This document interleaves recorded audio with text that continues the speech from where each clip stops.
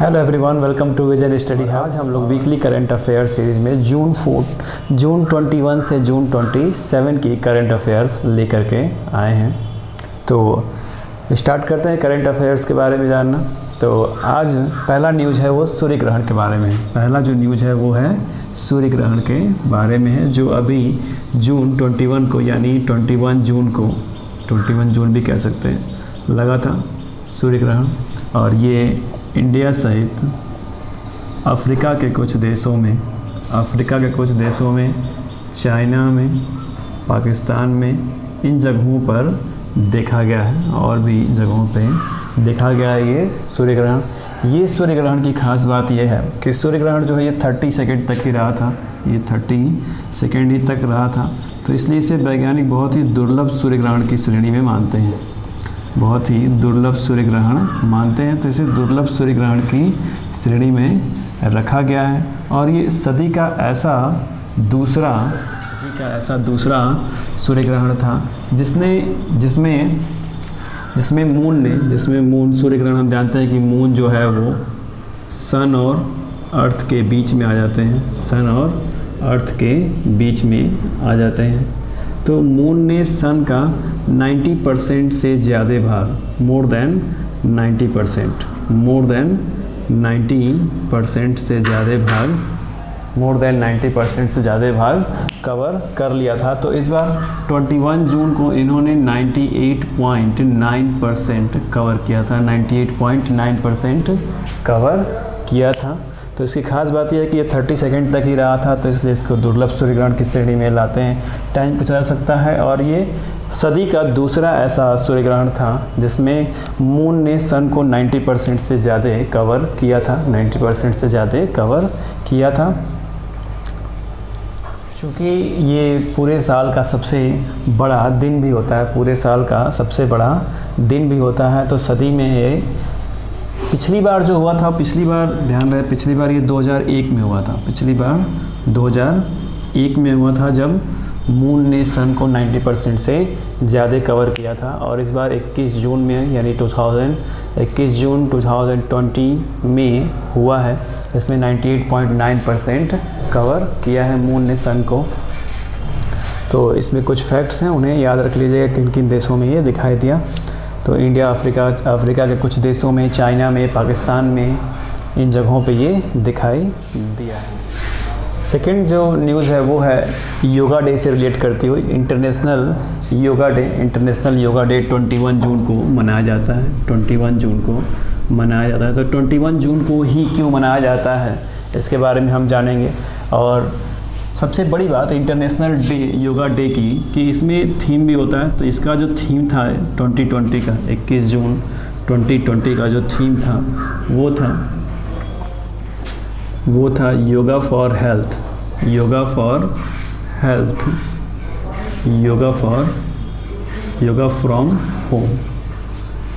From home, यानी कि स्वास्थ्य के लिए योग और घर से योग। कैसा योग? घर से योग और स्वास्थ्य के लिए योग, ये थीम था। थीम पूछा जाता है बहुत सारे एग्जाम्स में कि इसका थीम क्या था, 2020 का थीम क्या था, 2019 का थीम क्या था, ऐसे पूछा जाता है। 2020 का इसका थीम था yoga for health, yoga from home. अगर इंटरनेशनल योगा डे के बारे में बात करें कि ये 21 जून को ही क्यों मनाया जाता है, 21 जून को ही क्यों मनाया जाता है, तो 21 जून को 21 जून जो है उत्तरी गोलार्ध का सबसे बड़ा दिन होता है। उत्तरी गोलार्ध का सबसे बड़ा दिन होता है।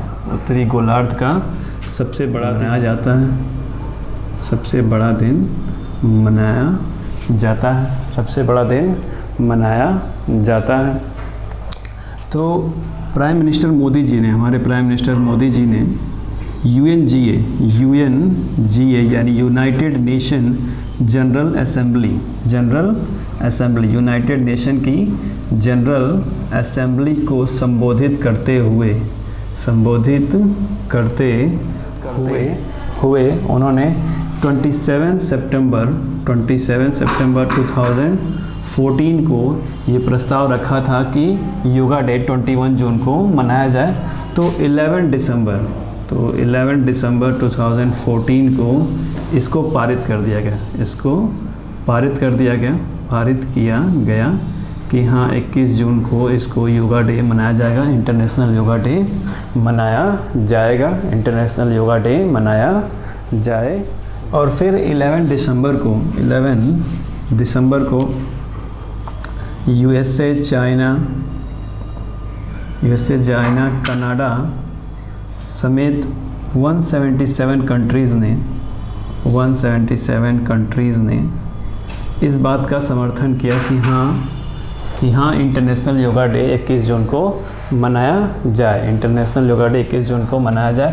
तो 2015 में 21 जून 2015 को पहली बार ये मनाया गया, 21 जून 2015 को फर्स्ट टाइम ये मनाया गया, first time international yoga day मनाया गया, इंटरनेशनल योगा डे मनाया गया।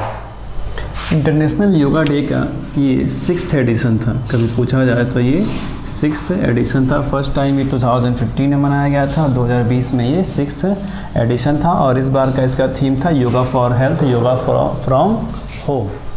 थर्ड न्यूज है defence minister mister Rajnath Singh से रिलेट करती हुई। मिस्टर राजनाथ सिंह हमारे जो डिफेंस मिनिस्टर हैं वो 22 जून 2020 को रूस के 3 दिवसीय दौरे पर रवाना हुए, रूस के 3 दिवसीय दौरे पर रवाना हुए। और वहाँ पे उनको विजय दिवस परेड में शिरकत करना था, विजय दिवस परेड में शिरकत करना था। रूस ये विजय दिवस परेड मनाता है, रूस ये विजय दिवस परेड मनाता है। अब ये विजय दिवस परेड क्या है?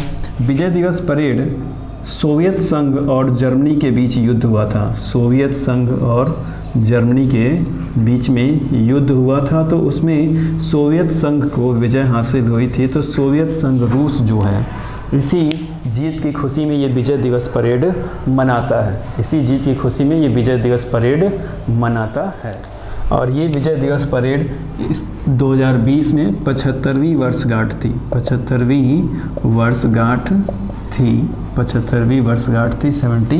75th एनिवर्सरी थी। ये विजय दिवस परेड जो है रूस अपने जवानों के बलिदान के लिए और उनके सम्मान में आयोजित करता है, उनके सम्मान में आयोजित करता है, क्योंकि उन्होंने पार्टिसिपेट किया था रूस और जर्मनी के बीच जो युद्ध हुआ था उसमें। तो उसमें सोवियत संघ रूस को विजय हासिल हुई थी।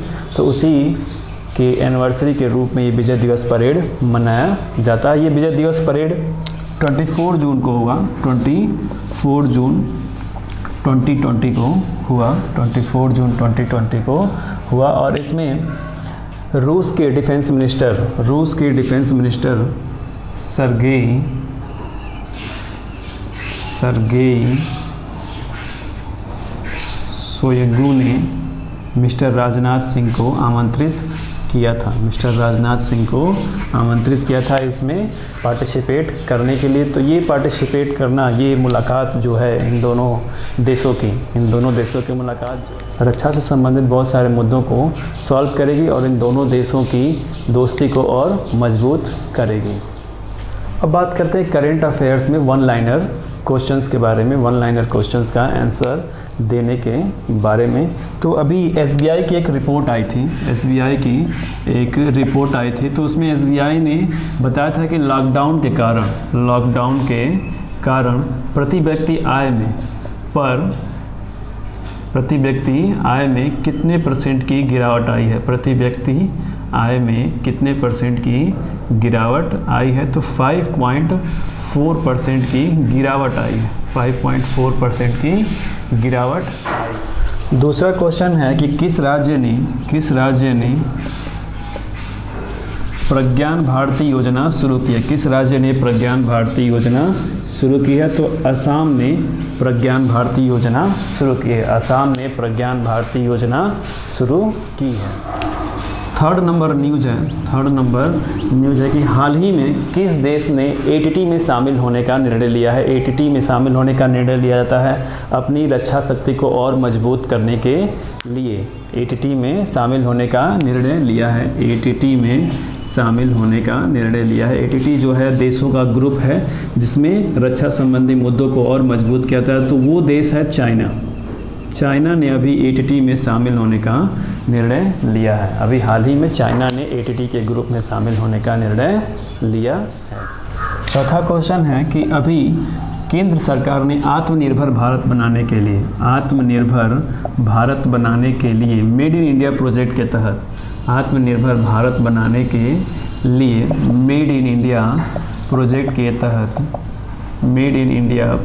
तहत वेंटिलेटर के लिए कितने करोड़ रुपए दिए हैं?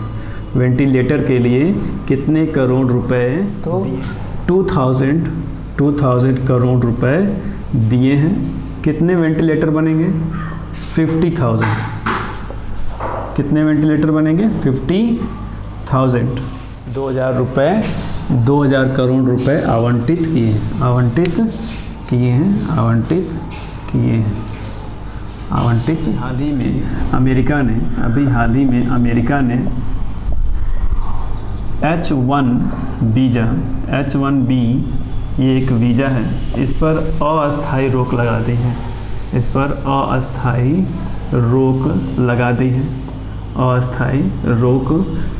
क्यों ये रोक लगा दी है? H1B वीज़ा जो है वो गैर प्रवासी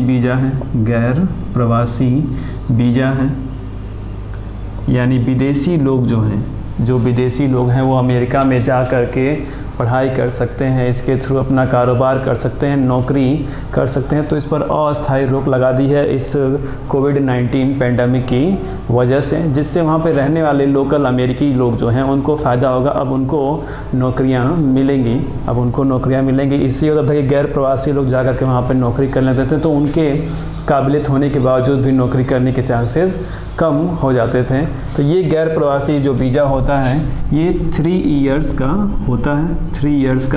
होता है और इसे एक्सटेंड करके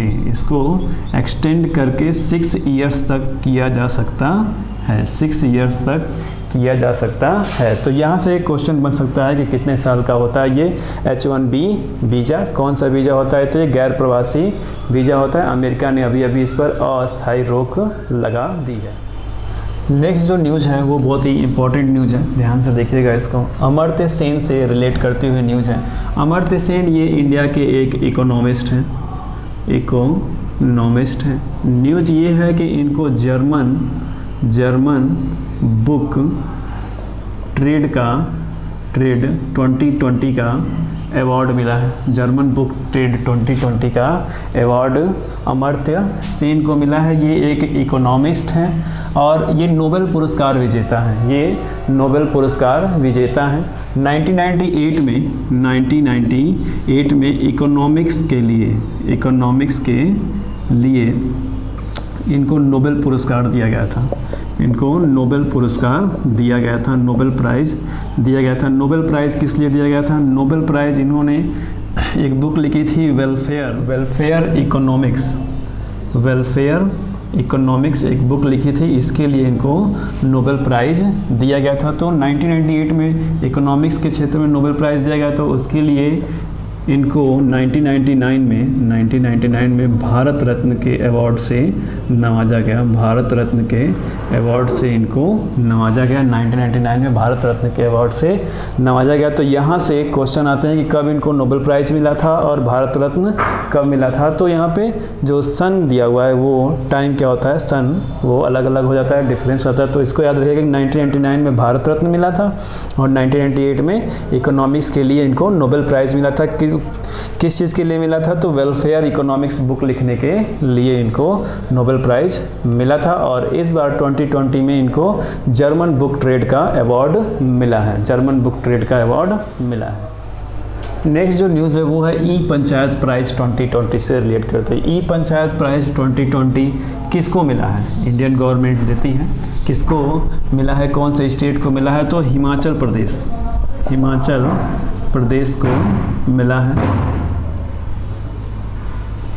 प्रदेश को मिला है। अब ये ई पंचायत प्राइज़ क्या होता है? तो पंचायत के क्षेत्र में और एग्रीकल्चर के क्षेत्र में डिजिटली काम करने के लिए, उसको डिजिटली इम्प्रूव करने के लिए ई पंचायत अवार्ड दिया जाता है। तो वो इस बार हिमाचल प्रदेश को दिया गया है। और ये देता कौन है? तो मिनिस्ट्री ऑफ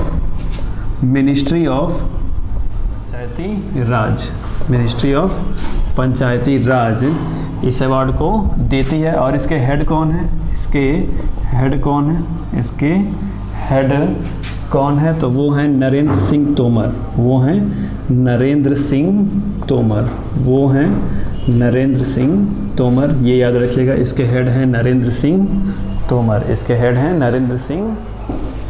नेक्स्ट जो न्यूज़ है वो है उर्जित पटेल से रिलेट करते हुए, उर्जित पटेल से रिलेट करते हुए उर्जित पटेल को NIPFP का न्यू हेड बनाया गया है, न्यू हेड बनाया गया है। अब ये NIPFP क्या है, NIPF का फुल फॉर्म है national institute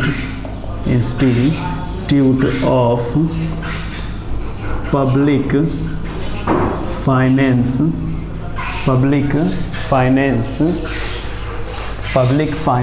and policy, NIPFP का फुल फॉर्म है। इनको न्यू हेड बनाया गया। इन्होंने रिप्लेस किसको किया है, विजय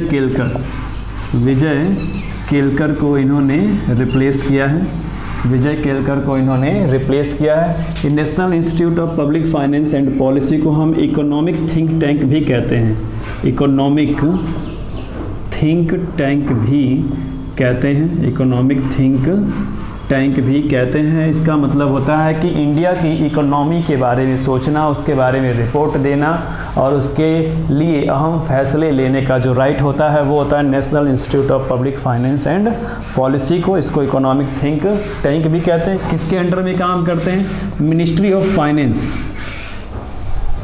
और ये national institute of public finance and policy ministry of finance के अंडर में काम करती है। इसका हेडक्वार्टर जो है वो है न्यू दिल्ली में, इसका हेडक्वार्टर जो है वो है न्यू दिल्ली में। इसको हम इकोनॉमिक थिंक टैंक भी कहते हैं। इकोनॉमी के बारे में सोचने का जो काम होता है वो NIPFP का होता है। इसी के न्यू हेड बनाए गए हैं उर्जित पटेल, इन्होंने रिप्लेस किया है विजय केलकर को। तो यहाँ से बहुत सारे इंपॉर्टेंट क्वेश्चन बन सकते हैं, इसको बहुत ध्यान से देखिएगा। और आपके PCS एग्जाम्स के लिए, DSSB एग्ज़ाम के लिए, KVS BEO एग्ज़ाम के लिए बहुत ही इंपॉर्टेंट टॉपिक है। यहाँ से क्वेश्चन आ सकते हैं, बहुत सारे क्वेश्चंस हैं इसमें, इस टॉपिक में। अब बात करते हैं national report on climate crisis की। क्लाइमेट क्राइसिस पे नेशनल रिपोर्ट दी जाती है। ये किसके द्वारा दी जाती है, ministry of earth science, ministry of earth science, इसके द्वारा नेशनल रिपोर्ट दी जाती है क्लाइमेट क्राइसिस की, नेशनल रिपोर्ट दी जाती है क्लाइमेट क्राइसिस की। और इस बार का इसका थीम था assessment of climate change, assessment of climate change over the Indian reason, यानी इंडियन रीजन पे क्लाइमेट चेंज की पूरी रिपोर्ट को देखना, पूरी रिपोर्ट को यही इसका थीम है, assessment of climate change over the Indian reason, यही इसका थीम है। ये जारी किया जाता है मिनिस्ट्री ऑफ अर्थ साइंस के द्वारा। तो अब बात करते हैं यहाँ पे टेम्परेचर की। टेम्परेचर कितना इंक्रीज हुआ है, कितना डिक्रीज हुआ है, वो रिपोर्ट दी गई है। 1991 से 2018 तक टेम्परेचर जो है वो 0.7 डिग्री सेल्सियस इंक्रीज हुआ है, इंक्रीज का सिंबल मैंने यहाँ पे बना दिया। इंक्रीज क्यों हुआ है, हम सभी जानते हैं ग्रीन हाउस गैस के